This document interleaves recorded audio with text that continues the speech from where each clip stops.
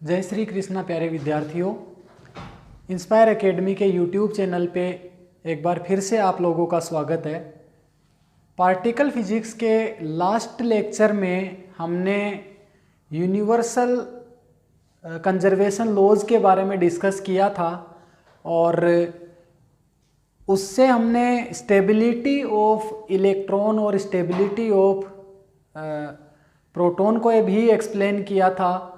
आज के इस लेक्चर में हम अप्रोक्सीमेट कंजर्वेशन लॉज को डिस्कस करेंगे। तो सबसे पहले हम अप्रोक्सीमेट कंजर्वेशन लॉज में आइसो स्पिन आई और I3 को डिस्कस करते हैं। तो आइसो स्पिन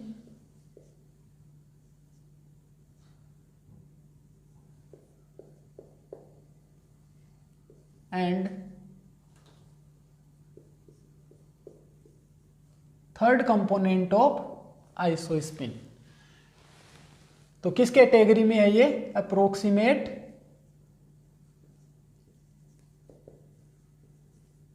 कंजर्वेशन लॉ।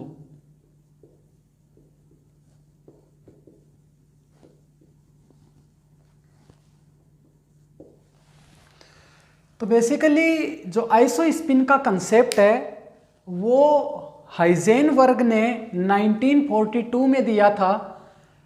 इस आइसोस्पिन की ज़रूरत क्यों पड़ी?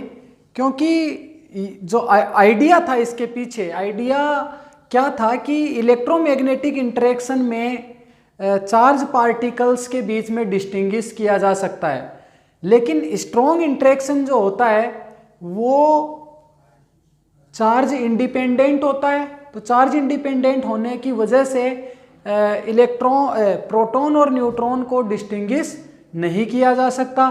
तो उनको डिस्टिंग्विश करने के लिए एक नया क्वांटम नंबर इंट्रोड्यूस किया हाइजेनबर्ग ने, जिसको आइसोस्पिन नाम दिया गया। तो इसको हम नोट कर लेते हैं। तो सबसे पहले तो 1942 bye Heisenberg.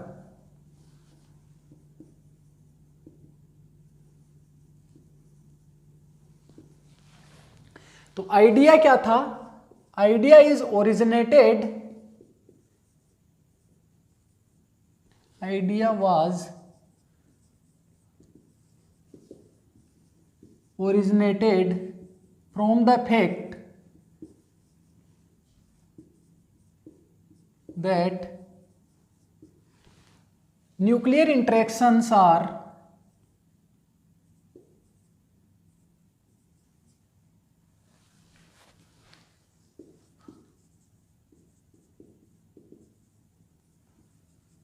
charge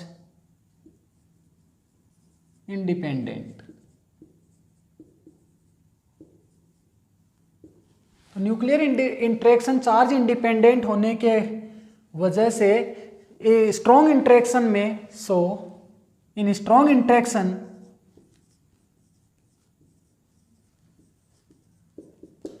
we can not distinguish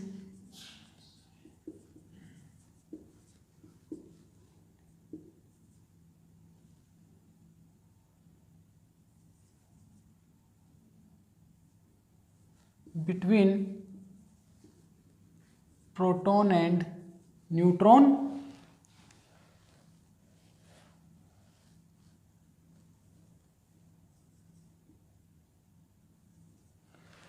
तो प्रोटॉन और न्यूट्रॉन के बीच में हम डिस्टिंग्विश नहीं कर सकते क्योंकि न्यूक्लियर इंटरेक्शन चार्ज इंडिपेंडेंट है। तो हाइजेनबर्ग इंट्रोड्यूस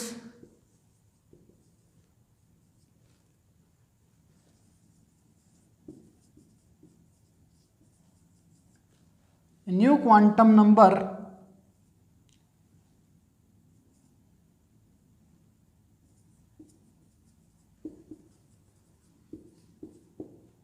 called आइसोस्पिन। तो बेसिकली आइसोस्पिन हाइजेनबर्ग ने स्ट्रॉन्ग इंटरेक्शन में पार्टिकल्स को डिस्टिंग्विश करने के लिए इंट्रोड्यूस किया था। जनरली नेचर में जो पार्टिकल्स है वो मल्टीप्लेट्स की फॉर्म में हमें मिलते हैं। तो जो आइसोस्पिन है उसको कैसे रिप्रेजेंट करते हैं, multiplicity equal to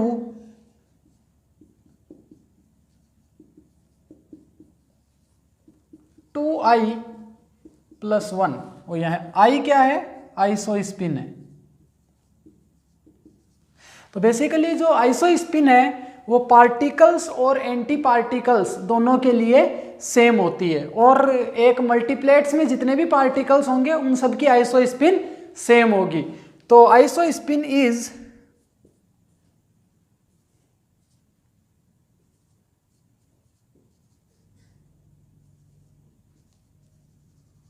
same for particle and their anti particle. Particle और एंटी पार्टिकल दोनों के लिए आइसोस्पिन सेम होगी। ओके, तो अब आइसोस्पिन कैसे कैलकुलेट करें, उसके लिए तरीका मैंने तुम्हें बता दिया। मल्टीप्लिसिटी कितनी है, वो मल्टीप्लिसिटी को 2i + 1 के बराबर रख दो और i की वैल्यू कैलकुलेट कर लो। तो अब हम आइसोस्पिन कैलकुलेट करते हैं। तो ये हेड्रॉन्स के लिए होगा, क्योंकि मैंने तुम्हें बताया कि आइसोस्पिन का कंसेप्ट है वो स्ट्रॉन्ग इंटरेक्शन में जो चार्ज इंडिपेंडेंट होने की वजह से प्रोटॉन और न्यूट्रॉन्स के बीच में डिस्टिंग्विश नहीं कर पाने की वजह से इसको इंट्रोड्यूस किया गया था। इसलिए आइसोस्पिन हेड्रॉन्स के लिए ही आइसोस्पिन एग्जिस्ट करेगी। लेप्टॉन्स के लिए आइसोस्पिन की वैल्यू 0 होगी। तो सबसे पहले हम बात करें मेसॉन्स की। तो मेसॉन्स में तुम्हारे पास कौन कौन से मेसॉन्स हैं, पाई मेसॉन्स। तो पाई मेसॉन्स ट्रिपलेट फॉर्म में होते हैं, पाई प्लस, पाई माइनस और पाई 0, ट्रिपलेट। तो मल्टीप्लिसिटी इनकी कितनी है, 3।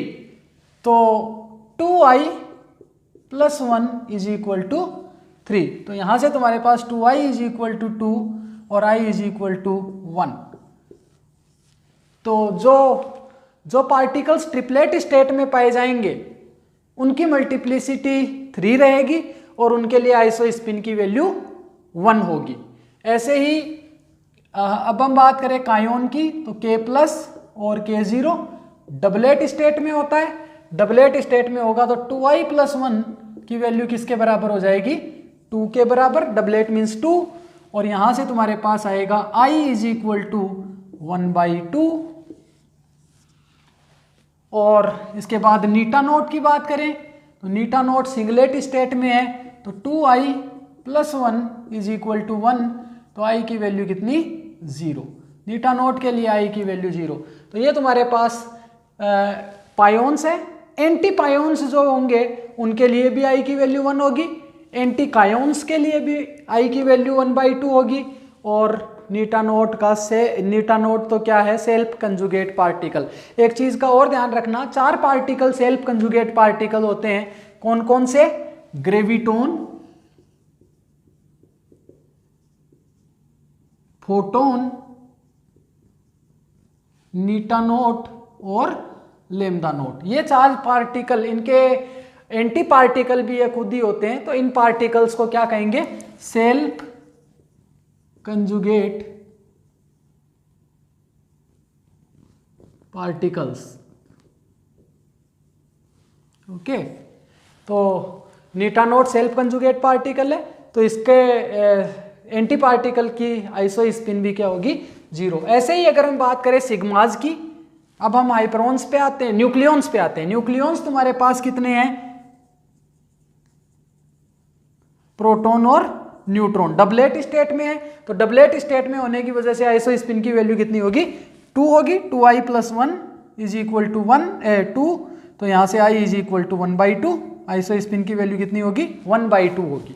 अगर डबलेट स्टेट में है तो आइसोस्पिन की वैल्यू 1/2, ट्रिपलेट स्टेट में है तो आइसोस्पिन की वैल्यू 1, और सिंगलेट स्टेट में है तो आइसोस्पिन की वैल्यू 0।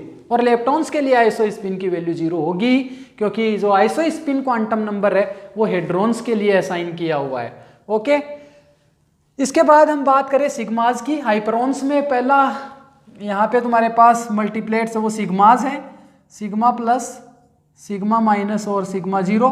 ट्रिपलेट स्टेट में है ट्रिपलेट स्टेट में है तो 2i + 1 इज इक्वल टू 3 और i is equal to 1 again. फिर इसके बाद कैस्केड 0 और कैस्केड माइनस, ये डबलेट स्टेट में है तो 2i + 1 इज इक्वल टू 2, तो i इज इक्वल टू कितना 1/2। इसके बाद हम बात करें लेमदा नोट, तो लेमदा नोट सिंगलेट स्टेट में है, i की वैल्यू वापस 0, और इसके बाद ओमेगा माइनस भी सिंगलेट स्टेट में है तो इसके लिए भी i की वैल्यू कितनी होगी 0 होगी। ओके, तो ये हमने i की वैल्यू कैलकुलेट कर ली। इनके एंटी पार्टिकल्स के लिए भी i की वैल्यू सेम ही होगी। जितने पार्टिकल्स के लिए हमने i की वैल्यू कैलकुलेट की है उनके एंटी पार्टिकल्स के लिए भी i की वैल्यू सेम ही होगी। हमने डिस्कस किया है कि i की वैल्यू पार्टिकल्स और एंटी पार्टिकल्स के लिए सेम होगी, सभी हेड्रॉन्स और एंटी हेड्रॉन्स के लिए सेम होगी। इसके बाद हम बात करें i की, तो i जो है वो एब्स्ट्रैक्ट स्पेस में रिप्रेजेंट होने वाली quantity, i is represented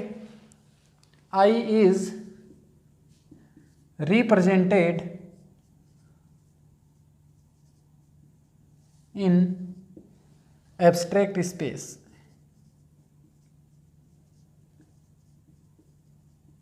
okay, तो एब्स्ट्रैक्ट स्पेस में रिप्रेजेंट किया जाता है तो i is added vectorially.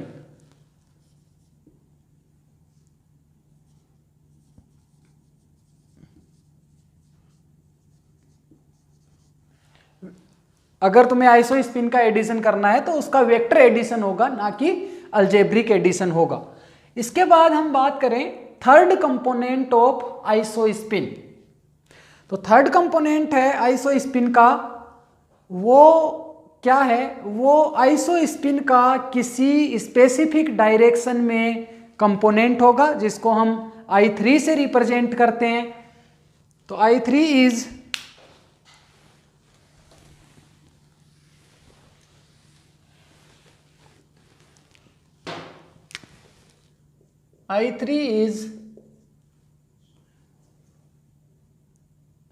the component of isospin of I in any specific direction।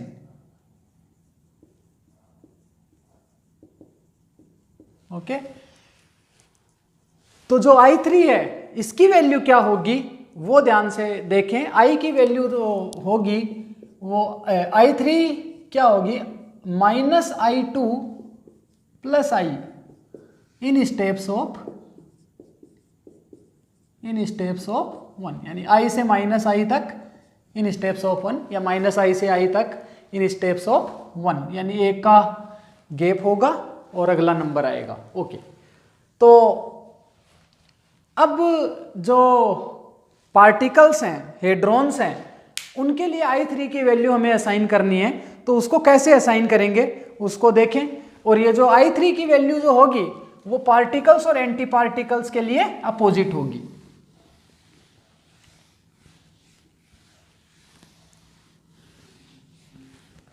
तो particle and anti particles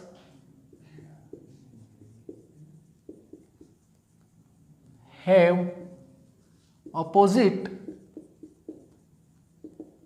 I3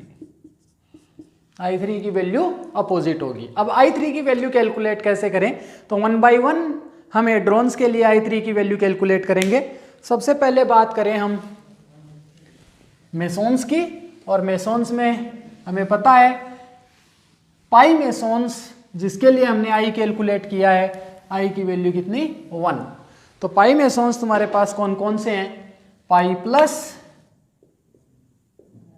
pi minus और पाई 0। तो मैंने यहाँ पे चार्ज डिक्रीजिंग ऑर्डर में रखा हुआ है। मैक्सिमम चार्ज पाई प्लस पे कितना 1, उससे कम न्यूट्रल 0, उससे कम -1। ओके, डिक्रीजिंग ऑर्डर में मैंने चार्ज रखा हुआ है। I की वैल्यू यहाँ पे कितनी है 1। इन तीनों पार्टिकल्स के लिए I की वैल्यू सेम ठीक। अब I3 की वैल्यू क्या होगी, I3 की वैल्यू मैंने तुम्हें बताया था प्लस आई से minus I in steps of 1। तो मैक्सिमम वैल्यू +1 और प्लस आई से माइनस आई कितना हो जाएगा -1, और स्टेप्स 1 का स्टेप रखेंगे तो बीच में एक वैल्यू और आ जाएगी कितनी, 0। ओके, तो अब यहां पे देखें ये जो मल्टीप्लेट है पायोन्स, तो इसमें जो मैक्सिमम चार्ज जिसको असाइन हुआ है पायोन्स में, उसके पास I3 की भी मैक्सिमम वैल्यू जाएगी। I3 की वैल्यू कौन कौन सी होगी, 1, 0 और -1, और I3 की मैक्सिमम वैल्यू कितनी है, 1। वो किसको असाइन होगी, जिस पायोन पे सबसे ज्यादा चार्ज होगा। तो I3 की वैल्यू 1 इस पायोन को असाइन होगी, और I3 की इससे कम वैल्यू क्या है, 0। वो किसको असाइन होगी, इससे कम चार्ज वाले को, तो ये 0 इसको असाइन होगी, और -1 किसको असाइन होगी, पाई माइनस को। ओके, सबसे कम नेगेटिव चार्ज है तो पाई माइनस। ओके, तो I3 की वैल्यू पाई प्लस के लिए कितनी, 1, पाई 0 के लिए I3 कितना, 0, और पाई माइनस के लिए I3 की वैल्यू -1। इसी तरीके से हम कायोन्स की बात करें तो K प्लस और K0 डबलेट स्टेट में, और I की वैल्यू इसके लिए कितनी आई थी, 1/2 हमने कैलकुलेट की थी, और I की वैल्यू अगर 1/2 है तो I3 की वैल्यू कितनी आएगी, +1/2 से -1/2 इन स्टेप्स ऑफ 1। तो इन दोनों के बीच में कितने का स्टेप है, 1 का स्टेप है। तो यहाँ पे दो ही वैल्यू तुम्हें मिलेगी I3 की, +1/2 और -1/2। अब I3 की जो मैक्सिमम वैल्यू है वो मल्टीप्लेट में जो मैक्सिमम चार्ज है उसको असाइन होगी। तो मैक्सिमम चार्ज किसके पास है, K प्लस के पास। तो K प्लस के लिए I3 की वैल्यू कितनी, 1/2। K0 के लिए I3 की वैल्यू कितनी, -1/2। ओके, इसके बाद नेक्स्ट हम डिस्कस करें किसके लिए, नीटा नोट के लिए। तो नीटा नोट सिंगलेट है, इसके लिए I की वैल्यू 0, तो I3 की वैल्यू भी क्या, -0 + 0 सेम वैल्यू, I3 = 0। अब इनके एंटी पार्टिकल्स की बात करें तो पाई प्लस का एंटी पार्टिकल क्या होगा, पाई प्लस बार। और पाई प्लस बार मैंने तुम्हें बताया था particle and anti particle have opposite charge. तो पाई प्लस बार पे चार्ज होगा वो नेगेटिव चार्ज होगा, और पाई 0 बार पे पाई 0 बार ही रहेगा, कोई चार्ज नहीं रहेगा, और इस पे पाई माइनस बार पे चार्ज होगा वो पॉजिटिव। तो इसके लिए I की वैल्यू तो कितनी होगी, सेम। I कितना होगा, सेम। अब I3 की वैल्यू वापस देखें तो मैंने तुम्हें बताया था +I से -I इन स्टेप्स ऑफ 1, तो 1, 0 और -1। अब जो I3 की मैक्सिमम वैल्यू है वो किसको असाइन होगी, मैक्सिमम चार्ज को। और यहां पे मैक्सिमम चार्ज किसका है, पाई माइनस बार, क्योंकि इस पे चार्ज पॉजिटिव होगा। ये एंटी पार्टिकल है किसका, पाई माइनस का। तो particle and anti particle have opposite charge. इसके बाद ये 0 किसको असाइन होगा, इससे कम 0 चार्ज वाले को, और -1 किसको असाइन होगा, पाई प्लस बार को असाइन होगा। तो इसलिए इस तरीके से हम I3 को असाइन करते हैं। इसी तरीके से K प्लस का एंटी पार्टिकल तुम्हारे पास होगा K माइनस, K प्लस का एंटी पार्टिकल K माइनस, और K0 का एंटी पार्टिकल क्या, K0 बार। और I की वैल्यू इनके लिए भी, क्योंकि पार्टिकल और एंटी पार्टिकल के लिए I की वैल्यू सेम होती है, तो I = कितना, 1/2। तो I3 की वैल्यू क्या होनी चाहिए, +1/2 और -1/2। अब ये +1/2 किसको असाइन होगा, ज्यादा चार्ज वाले को। अब यहाँ पे 0 चार्ज है, माइनस तो नेगेटिव में आ गया, तो ज्यादा चार्ज किस पे, इस पे। फिर -1/2 किसको असाइन होगा, K माइनस को। तो ध्यान रहे कि हमें 0 चार्ज और माइनस चार्ज, यानी 0 को बड़ा मानना है -1 से, उस तरीके से हमें इसको असाइन करना है। ओके, इसके बाद हम बात करें कायोन्स के बाद में नीटा नोट का एंटी पार्टिकल भी नीटा नोट ही होता है, उसके लिए भी I की वैल्यू 0 और I3 की वैल्यू 0 होगी। ओके, इसके बाद नेक्स्ट हम चलते हैं किस पे, न्यूक्लियॉन्स पे। और न्यूक्लियॉन्स तुम्हारे पास कौन कौन से हैं, प्रोटॉन और न्यूट्रॉन।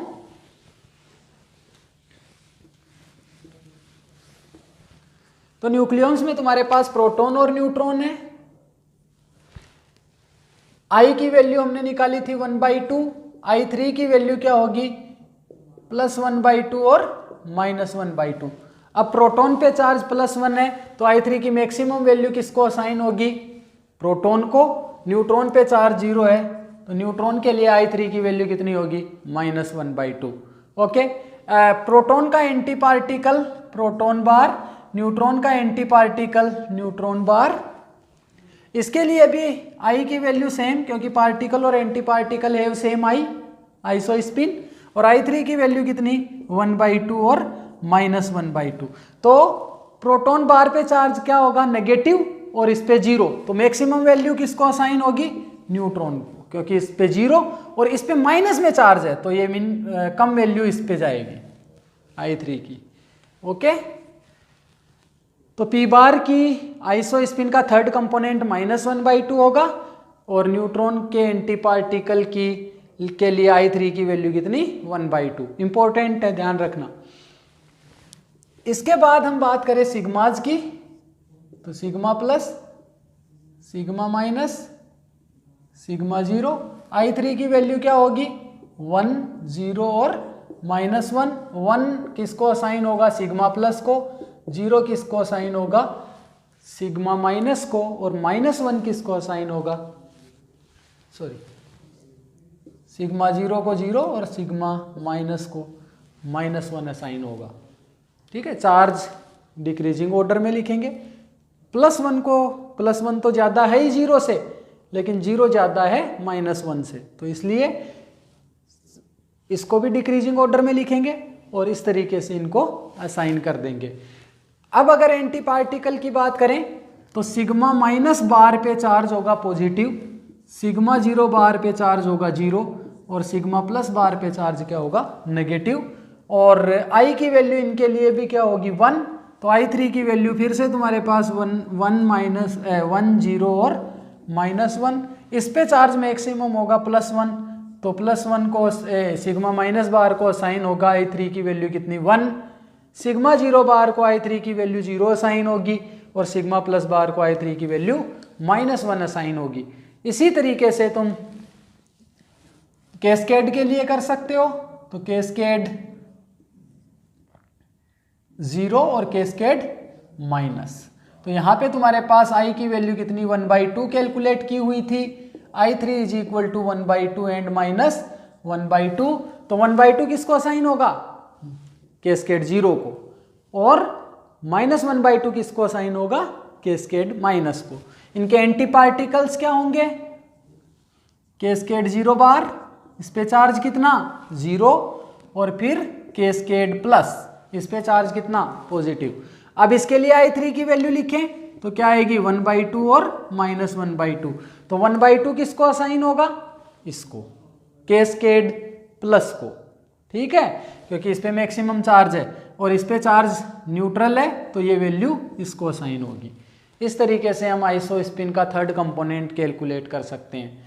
इसके बाद लेम्डा नोट, लेम्डा नोट के लिए मैंने तुम्हें बताया था I 0 है तो I3 भी कितना होगा 0, और इसके एंटी पार्टिकल के लिए भी, क्योंकि सेल्फ कंजुगेट पार्टिकल है तो सेम वैल्यू इसको असाइन होगी। और इसी तरीके से ओमेगा माइनस के लिए I भी 0 और I3 भी 0, और ओमेगा प्लस के लिए भी यही वैल्यू तुम्हें मिलेगी।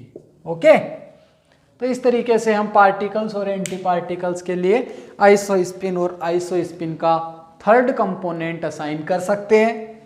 हेड्रॉन्स के लिए, लेप्टॉन्स के लिए I की वैल्यू 0, I3 की वैल्यू 0। ओके, अब जो I3 है वो अल्जेब्रिकली एडिटिव क्वांटिटी है।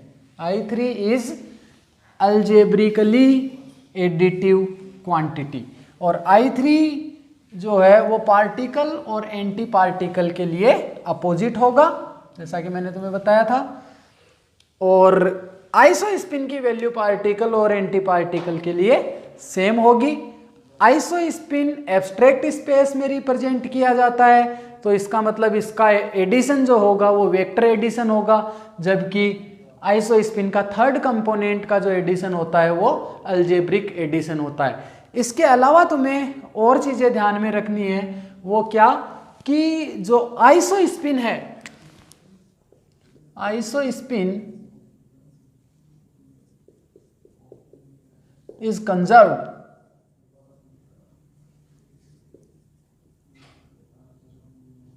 इन strong interaction.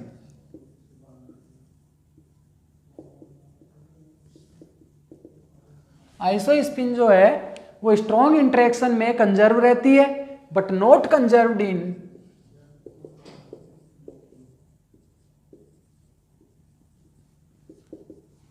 Electromagnetic and weak interaction. तो आइसोस्पिन की वैल्यू स्ट्रॉन्ग इंटरेक्शन में कंजर्व रहेगी, आइसोस्पिन है वो स्ट्रॉन्ग इंटरेक्शन में कंजर्व रहेगा, और इलेक्ट्रोमैग्नेटिक और वीक इंटरेक्शन में इसका वोलेशन हो सकता है। ओके, इसके बाद I3 is conserved in strong and electromagnetic interaction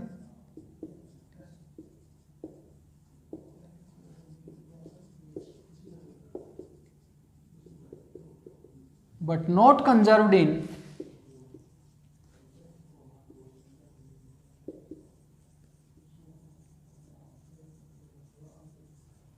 weak interaction।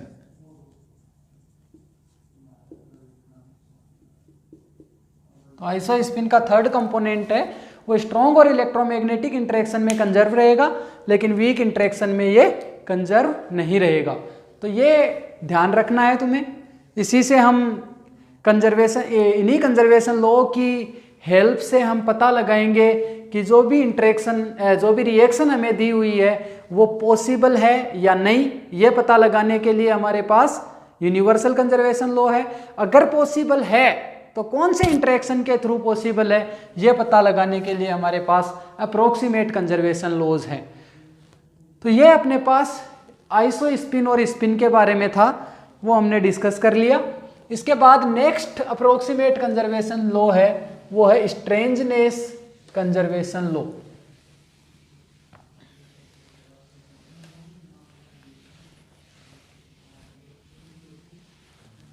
तो नेक्स्ट क्या है,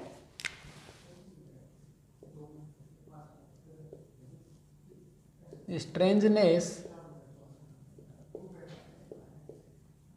कंजर्वेशन लॉ। इसको रिप्रेजेंट किससे करते हैं, कैपिटल एस से। तो ये स्ट्रेंजनेस का कंसेप्ट किसने दिया, गेलमान और निशिजिमा ने।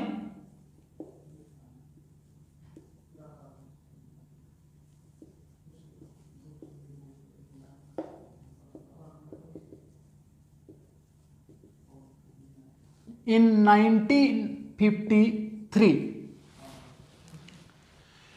तो ये जो स्ट्रेंजनेस का कंसेप्ट गेलमान और निशिजिमा ने इंट्रोड्यूस किया था, वो किसके लिए किया था, to distinguish the strange and non strange particles. तो strangeness quantum number, strangeness quantum number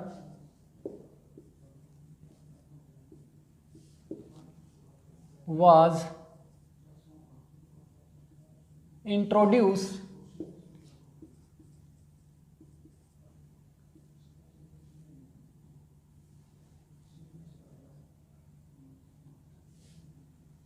for differentiate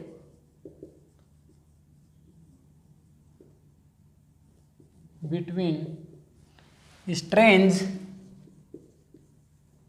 and non strange particle.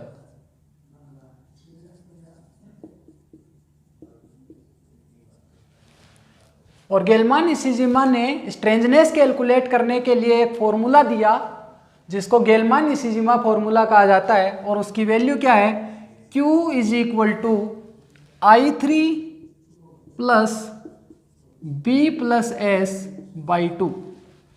और अगर नॉन बेरियन पार्टिकल्स हैं, for non baryon particles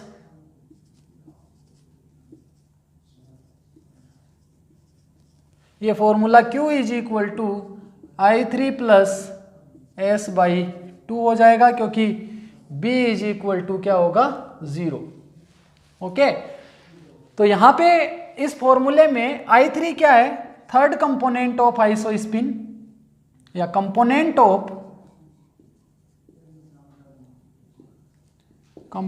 of isospin in specific direction. Okay, और S क्या है, strangeness,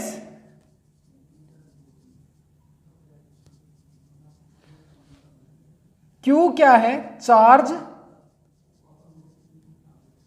on particle. इसके बाद B baryon number. Okay, तो B अपने पास क्या है, बेरियन नंबर। तो इस फॉर्मूले की हेल्प से हम पार्टिकल्स की स्ट्रेंज पार्टिकल्स की स्ट्रेंजनेस कैलकुलेट कर सकते हैं। Particles and anti particles have opposite strangeness, important point है। पार्टिकल्स, इसको आगे लिख देते हैं यहां पे,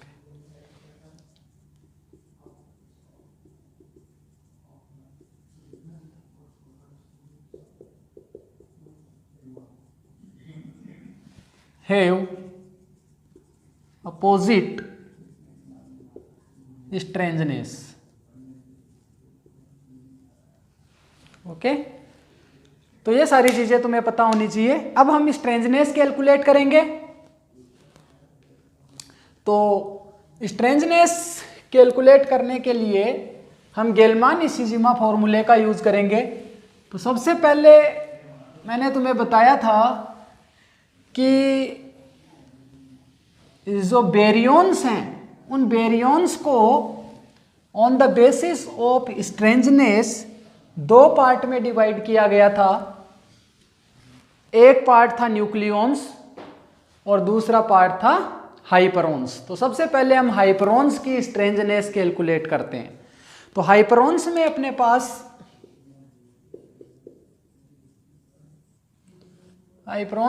पास कौन कौन से हाइपरॉन्स हैं। सबसे पहले हम सिग्माज की बात करें तो सिग्मा प्लस, सिग्मा जीरो और सिग्मा माइनस, इन हाइपरॉन्स की बात करें तो सबसे पहले सिग्मा प्लस के लिए देखें।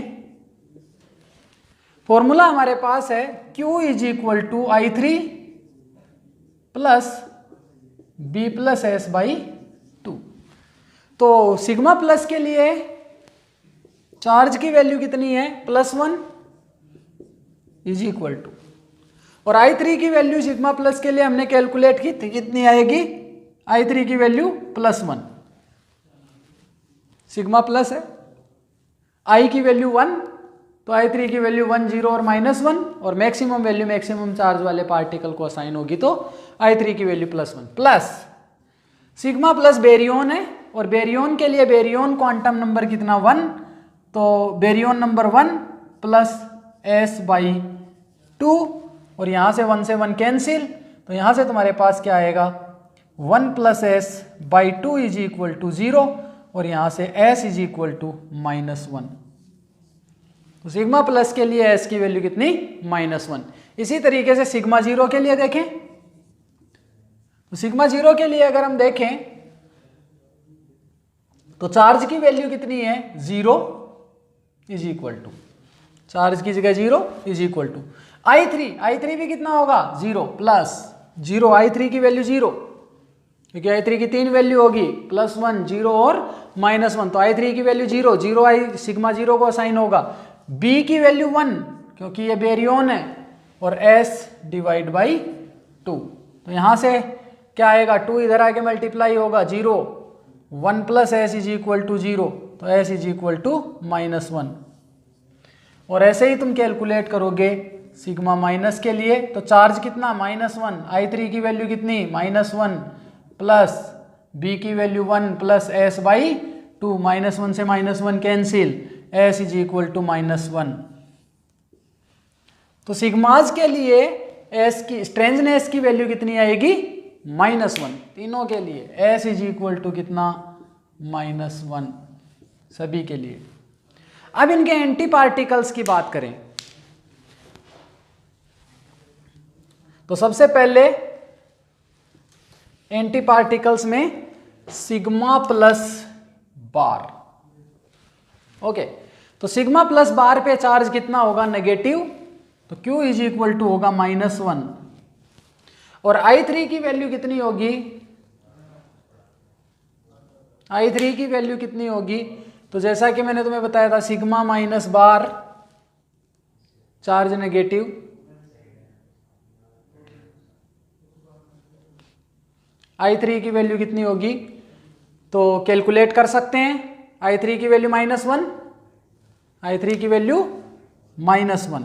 ओके, अब सिग्मा प्लस बार क्या है, एंटी बेरियन है, तो इसका baryon number baryon quantum number कितना होगा -1 प्लस S/2 होगा या नहीं होगा, क्योंकि B की वैल्यू बेरियन नंबर जितने भी बेरियंस है उनको कितना असाइन किया गया था +1 और एंटी बेरियन को -1, तो ये एंटी पार्टिकल है इसलिए -1। ओके, तो यहाँ -1 से -1 कैंसिल, 2 इधर आके हो जाएगा 0, -1 plus S is equal to 0 will gives you S is equal to +1। तो देखो मैंने तुम्हें बताया था particle and anti particle have opposite strangeness, तो यहाँ पे सिग्मा प्लस की स्ट्रेंजनेस -1, सिग्मा प्लस बार की स्ट्रेंजनेस +1, अपोजिट आ गई। इसी तरीके से सिग्मा 0 बार की स्ट्रेंजनेस अगर हम कैलकुलेट करें तो सिग्मा 0 बार पे चार्ज 0 और इसके लिए I3 की वैल्यू भी 0 होगी। बेरियन नंबर अगेन ये एंटी पार्टिकल है तो -1, एंटी बेरियन होने की वजह से -1 प्लस S/2 और यहाँ पे -1 plus S is equal to 0 और S की वैल्यू कितनी आ जाएगी +1। ओके, इसी तरीके से सिग्मा माइनस बार अगर तुम्हें कैलकुलेट करना है तो सिग्मा माइनस बार के ऊपर चार्ज कितना होगा +1 और I3 की वैल्यू भी इसके लिए कितनी होगी +1, एंटी बेरियन है इसलिए -1 प्लस S/2, तो यहां से तुम कैलकुलेट करोगे +1 से +1 cancel, -1 plus S is equal to 0, तो S की वैल्यू कितनी आ जाएगी 1। तो इनके एंटी पार्टिकल्स के लिए S is equal to 1। Okay, इसके बाद हम बात करें कैस्केड की, तो कैलकुलेट करो कैस्केड के लिए, जल्दी जल्दी मैं कर देता हूं। यहाँ पे सबसे पहले हम लिखें, सारी चीजें हम डिस्कस कर चुके हैं, I और I3 की वैल्यू, Q की वैल्यू हमें पता है। सबसे पहले हम बात करें कैस्केड 0, तो कैस्केड 0 पे चार्ज 0, I3 की वैल्यू कितनी, कैस्केड 0 और कैस्केड माइनस, तो इसमें I3 की मैक्सिमम वैल्यू 1/2 इसको असाइन होगी, -1/2 इसको असाइन होगी, तो ये 1/2 प्लस बेरियन है यस, तो baryon number 1 plus S/2। Okay, ये 1/2 इधर आएगा, -1/2 is equal to 1 plus S/2, 2 से 2 कैंसिल, ये -1 is equal to 1 plus S, 1 इधर आएगा तो S इज इक्वल टू -2। इसी तरीके से कैस्केड माइनस के लिए देखें तो कैस्केड माइनस के लिए चार्ज कितना, -1 इज इक्वल टू -1/2 I3 की value plus baryon number 1 plus S/2। Okay, ये इधर आएगा तो -1 plus 1/2 is equal to 1 plus S/2, तो ये आएगा -1/2 is equal to 1 plus S/2, 2 से 2 कैंसिल, 1 इधर आएगा, S इज इक्वल टू -2। तो इन दोनों के लिए S की वैल्यू कितनी, -2, स्ट्रेंजनेस की वैल्यू -2। ओके, और इनके एंटी पार्टिकल्स के लिए कैलकुलेट करोगे तो +2 आएगी। एक एग्जांपल देख सकते हैं, कैस्केड माइनस बार, इस पे चार्ज कितना +1, तो यहां पे तुम्हारे पास Q की जगह आ जाएगा +1 इज इक्वल टू I3 की वैल्यू कितनी हो जाएगी, अब इस पे प्लस चार्ज है इसका एंटी पार्टिकल होगा कैस्केड 0 बार जिस पे न्यूट्रल चार्ज होगा, तो ज़्यादा चार्ज इस पे है तो मैक्सिमम I3 की वैल्यू 1/2 इसको असाइन होगी कैस्केड माइनस बार को, plus baryon number -1 plus S by के 1/2 इधर आएगा, 1 - 1/2 is 1/2 is equal to -1 plus S/2, 2 से 2 cancel, S is equal to कितना 2। ऐसे ही तुम कैलकुलेट कर लोगे सिग्मा कैस्केड 0 बार के लिए S की वैल्यू कितनी आएगी 2। तो particle and anti particle have opposite strangeness, यानी +2 है तो -2 एंटी पार्टिकल की होगी। इसके बाद अगर हम बात करें लैम्डा नोट की, नेक्स्ट हाइपरऑन अपने पास क्या है लैम्डा नोट। तो लैम्डा नोट के लिए अगर हम कैलकुलेट करें तो लैम्डा नोट पे चार्ज कितना 0, Q is equal to formula है I3 plus B plus S/2, charge 0, I3 की वैल्यू भी 0, +1 बेरियन नंबर 1 S/2, तो S is equal to -1। Okay, इसके anti particle self conjugate particle है तो उसके लिए S की वैल्यू -1। यहाँ पे पार्टिकल और एंटी पार्टिकल दोनों के लिए S की वैल्यू क्या होगी -1। ध्यान रहे एंटी पार्टिकल क्या है सेल्फ, यही पार्टिकल है इसलिए आइसोस्पिन स्ट्रेंजनेस कितनी हो जाएगी -1, सेल्फ कंजुगेट पार्टिकल है इसीलिए सेम रहेगी। ओके, इसके बाद हम बात करें ओमेगा माइनस।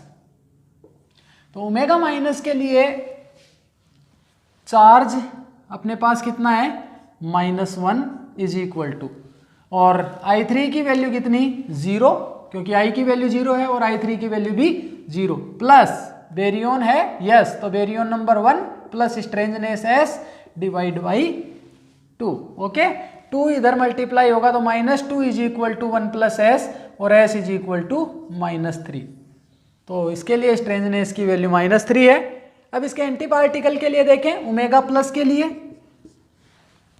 तो ओमेगा प्लस पे चार्ज कितना +1 इज इक्वल टू I3 की value 0 plus baryon number -1 plus S/2। Okay, 2 इधर मल्टीप्लाई होगा तो 2 is equal to -1 plus S और S इज इक्वल टू +3। तो इंपॉर्टेंट है पार्टिकल और एंटी पार्टिकल दोनों की स्ट्रेंजनेस अपोजिट, एक की +3 है तो दूसरे की -3। ओके, तो ये सारे के सारे स्ट्रेंज पार्टिकल्स थे, इनकी स्ट्रेंजनेस हमने कैलकुलेट की। इसके अलावा मेसोन्स में के मेसोन्स भी स्ट्रेंज पार्टिकल होते हैं। तो के मेसोन्स स्ट्रेंज पार्टिकल पाई मेसोन्स और नीटा नोट ये नॉन स्ट्रेंज पार्टिकल है, केवल के मेसोन्स हैं वो स्ट्रेंज पार्टिकल्स हैं। और ध्यान रहे जो हाइपरॉन्स है उनकी स्ट्रेंजनेस नेगेटिव थी। जो भी हाइपरॉन्स हमने सिग्माज देखे, सिग्माज की स्ट्रेंजनेस कितनी आई थी -1, कैस्केड की स्ट्रेंजनेस आई थी -2, लैम्डा नोट की स्ट्रेंजनेस -1 और ओमेगा माइनस की स्ट्रेंजनेस -3। ओके, अब हम कायोन्स की बात करें तो कायोन्स K+ और K0 डबलेट स्टेट में था दोनों। इसके लिए I3 की वैल्यू कितनी असाइन हुई थी 1/2 और इसके लिए कितनी असाइन हुई थी -1/2। ओके, अब हम फॉर्मूला देखें Q is equal to I3 plus B plus S/2। अब चूंकि कायोन्स है वो नॉन बेरियंस हैं, बेरियन नहीं है, तो बेरियन नंबर इसका कितना है 0, तो B इज इक्वल टू 0 होने से फॉर्मूला क्या हो गया I3 प्लस S/2। अब अगर हम देखें K+ के लिए, तो K+ के लिए चार्ज कितना +1, I3 की वैल्यू K+ के लिए 1/2 प्लस S/2। अब देखें 1/2 इधर आएगा, 1 - 1/2 is 1/2 is equal to S/2, 2 से 2 cancel, S is equal to 1। In the same way calculate कर सकते हैं K0 के लिए, K0 पे charge 0 is equal to I3 की वैल्यू -1/2, -1/2 होगी I3 की वैल्यू K0 के लिए, प्लस S/2, नॉन वेरियोन है तो B = 0। तो यहाँ से 1/2 इधर आएगा तो प्लस का हो जाएगा S/2, 2 से 2 कैंसिल, S = 1। तो ध्यान रहे कायोन स्ट्रेंज पार्टिकल है, इनकी सारी और जो प्रॉपर्टीज है कि इसकी अगर हम स्पिन देखें तो स्पिन 0 है, तो ये बाकी के ग्रुप के साथ इनकी स्पिन मैच होती है, और अदर प्रॉपर्टीज भी, ये बोसॉन पार्टिकल्स है तो उस ग्रुप में जाएगा, तो और बाकी की प्रॉपर्टीज भी मेसॉन्स के साथ इनकी मिलती है। लेकिन ये स्ट्रेंज पार्टिकल है, और ये स्ट्रेंज पार्टिकल की स्ट्रेंजनेस, इनकी स्ट्रेंजनेस कितनी है, पॉजिटिव स्ट्रेंजनेस है, जबकि हाइपरॉन्स की स्ट्रेंजनेस क्या है, नेगेटिव। और स्ट्रेंजनेस कैलकुलेट हमने की है +1। अगर इनके एंटी पार्टिकल्स की स्ट्रेंजनेस कैलकुलेट करेंगे तो वो कितनी आएगी, -1। तो वो तुम होमवर्क के लिए रखो। इस तरीके से हम स्ट्रेंजनेस कैलकुलेट कर सकते हैं गेलमान-नीशिजिमा फॉर्मूला का यूज करते हुए। अब स्ट्रेंजनेस जो है वो भी अलजेब्रिकली एडिटिव क्वांटिटी है।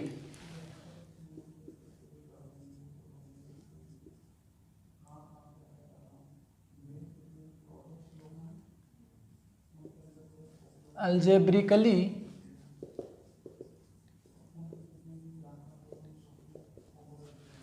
Particles and anti particles have opposite strangeness.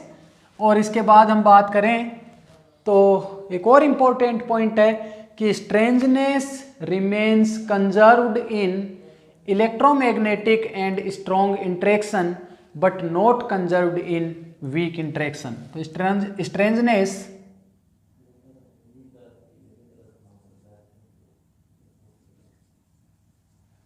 remains conserved in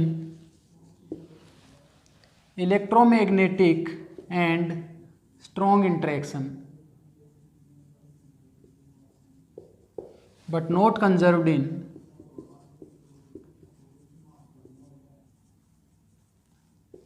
weak interaction। और इसके लिए अगर हम जनरल रूल लिखें किसी भी रिएक्शन के लिए, अगर डेल्टा एस की वैल्यू 0 है तो इंटरेक्शन कैसा होगा, इलेक्ट्रोमैग्नेटिक और स्ट्रॉन्ग।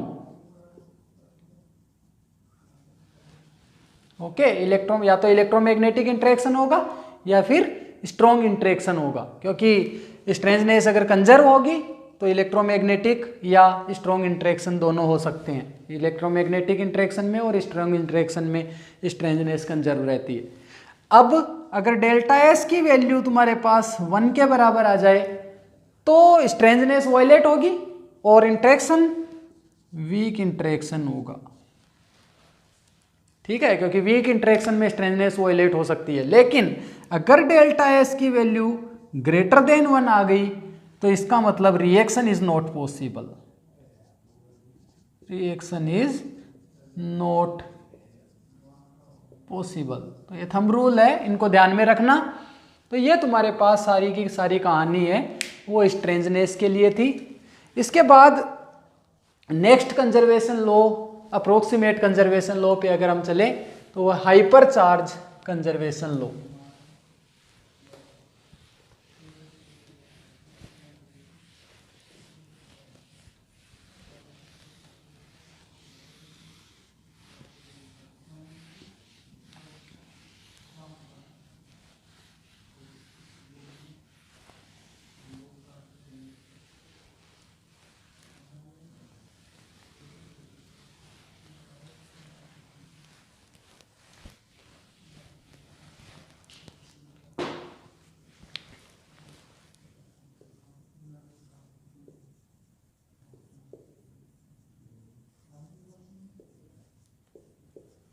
तो हाइपर चार्ज कंजर्वेशन लॉ, इसको हम इस y से रिप्रेजेंट करते हैं। और बेसिकली हाइपर चार्ज को कैसे डिफाइन किया जाता है, y = 2 times average charge on मल्टीप्लेट्स।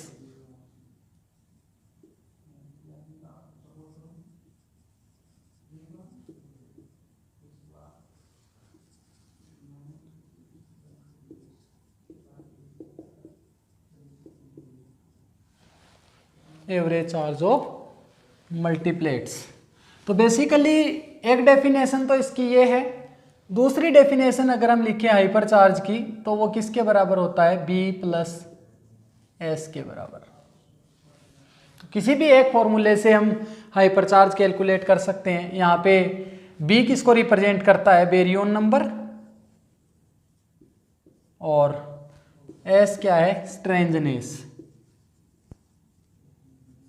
मैंने तुम्हें बताया था पार्टिकल और एंटी पार्टिकल के लिए स्ट्रेंजनेस अपोजिट होती है, बेरियन नंबर भी अपोजिट होता है। अगर पार्टिकल है तो बेरियन पार्टिकल है तो बेरियन नंबर 1, एंटी बेरियन है तो -1। स्ट्रेंजनेस मैंने तुम्हें बताया था पार्टिकल और एंटी पार्टिकल के लिए अपोजिट होती है। इसका मतलब क्या हुआ, पार्टिकल और एंटी पार्टिकल के लिए बेरियन नंबर और स्ट्रेंजनेस अपोजिट होती है, तो इसका मतलब हाइपर चार्ज भी पार्टिकल और एंटी पार्टिकल के लिए अपोजिट होगा।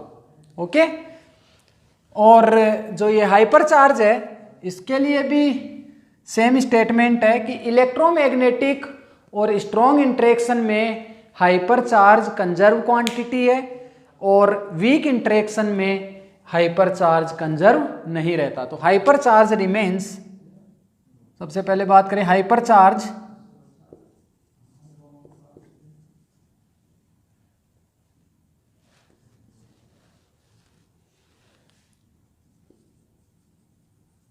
remains conserved in electromagnetic and strong interaction but not conserved in weak interaction। Okay. और दूसरा hyper charge is algebraically additive quantity.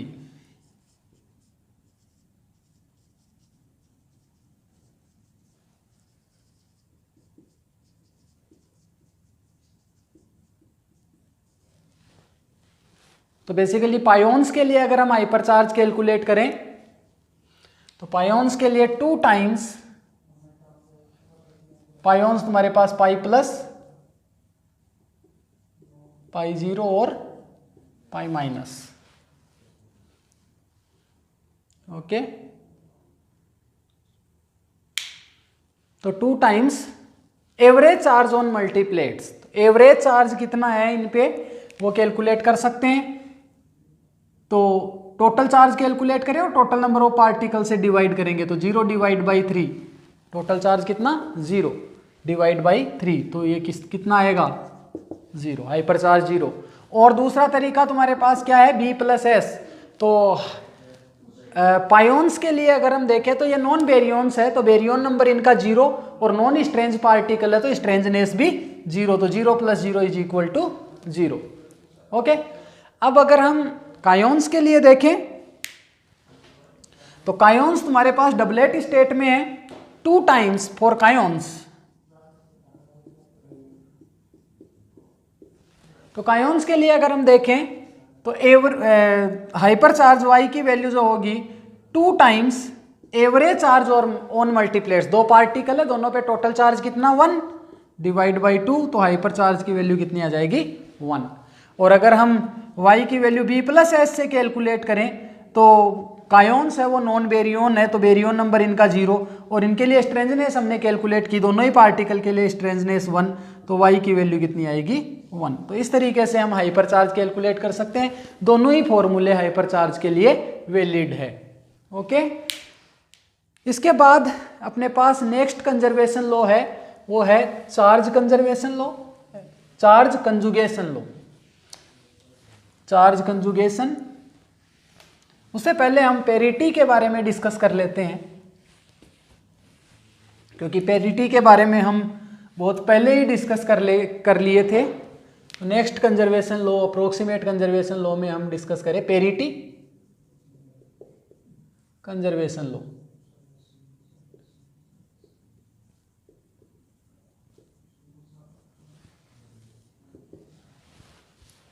तो पेरिटी को रिप्रेजेंट हम किससे करेंगे? पी से। अब मैंने तुम्हें बताया था कि अगर कोई ऑपरेटर पेरिटी कब कंजर्व रहेगी?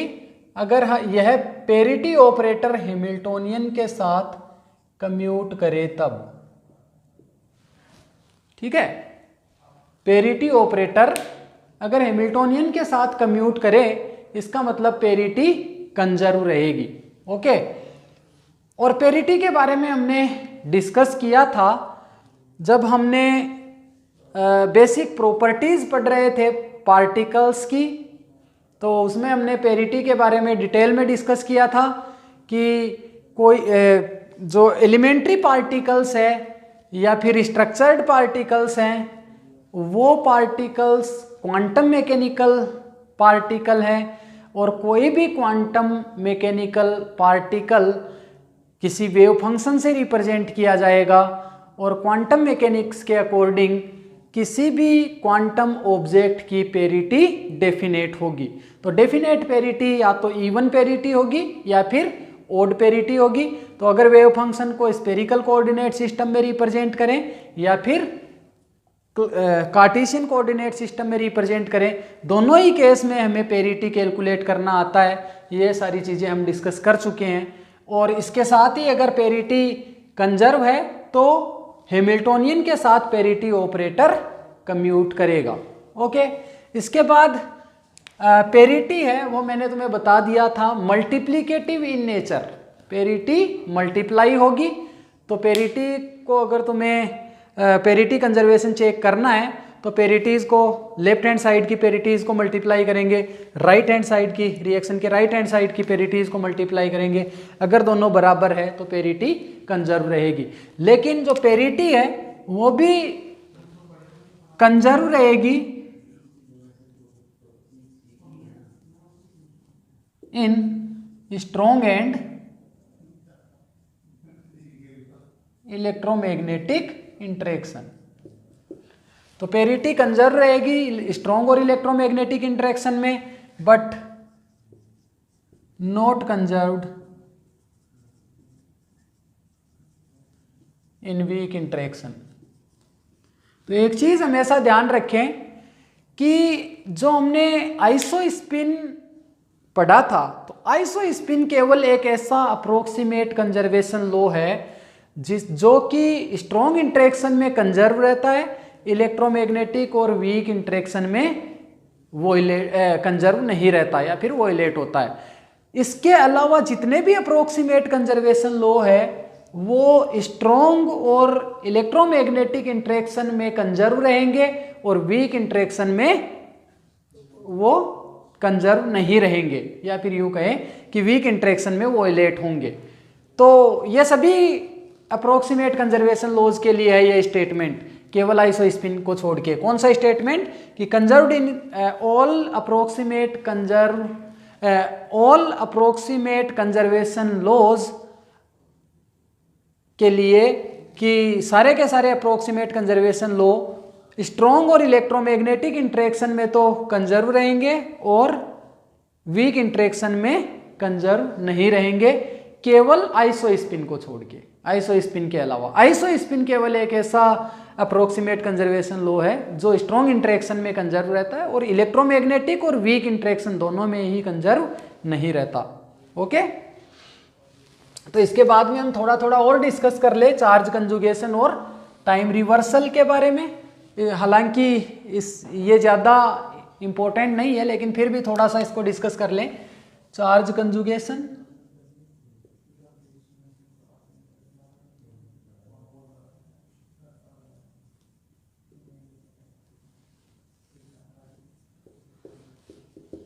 तो चार्ज कंजुगेशन ऑपरेशन क्या है? अगर तुम्हारे पास कोई रिएक्शन दी हुई है और उस रिएक्शन में जितने भी पार्टिकल्स हैं उनको उनके एंटी पार्टिकल्स से रिप्लेस कर दिया जाए और रिएक्शन सेम रहे, तो इस पार्टिकल्स को एंटी पार्टिकल्स से रिप्लेस करने वाले ऑपरेशन को हम क्या कहेंगे?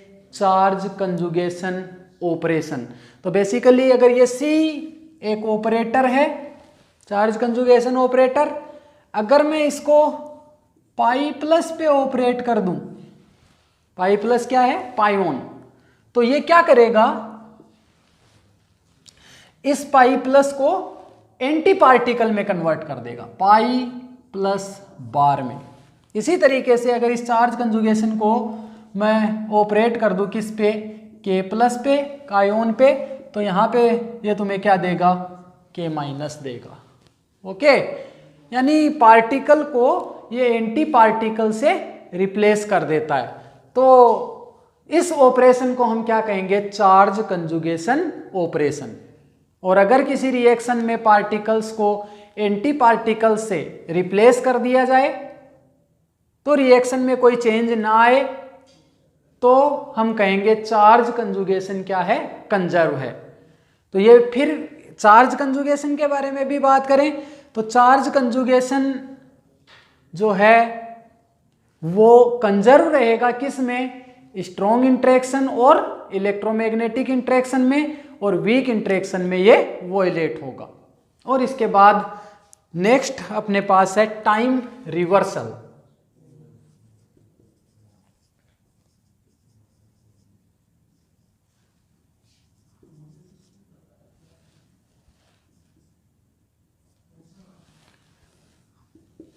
तो टाइम रिवर्सल कंजर्वेशन लॉ क्या है?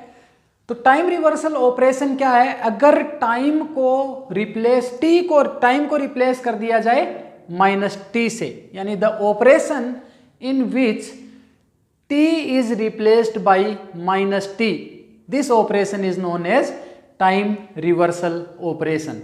और टाइम रिवर्सल ऑपरेशन जो है, टाइम रिवर्सल कंजर्वेशन लॉ है, टाइम रिवर्सल जो है वो कंजर्व क्वांटिटी रहेगी किसमें? स्ट्रॉन्ग इंटरेक्शन और इलेक्ट्रोमैग्नेटिक इंटरेक्शन में, और वीक इंटरेक्शन में ये कंजर्व नहीं रहेगा। तो जो टाइम रिवर्सल है, जैसे मैं तुम्हें कहूं कि R पोजीशन,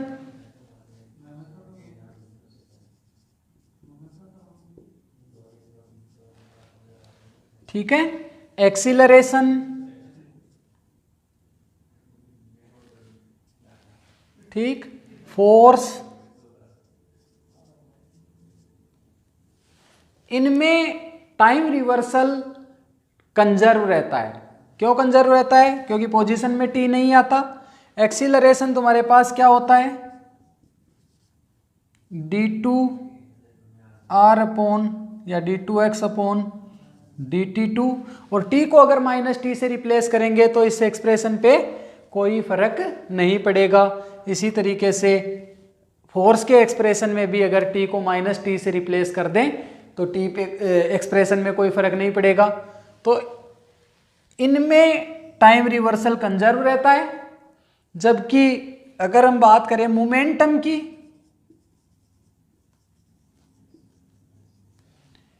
वेलोसिटी की,